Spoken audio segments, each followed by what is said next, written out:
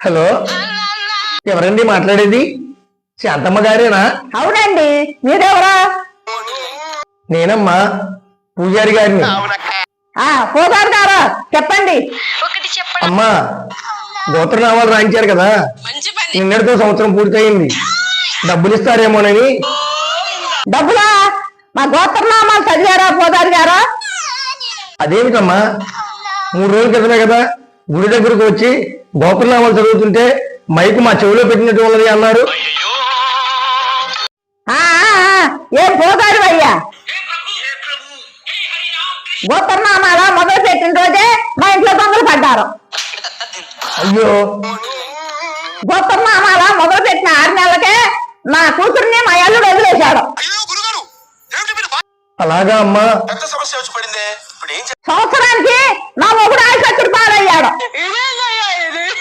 ఇప్పుడు ఎలా ఉందండి? ఏంటి ఎలా ఉందో, నా బొంద ఆసుపత్రి ఖర్చులకు డబ్బులు లేవు. నువ్వే ఏమన్నా ఉంటే ఇవ్వు.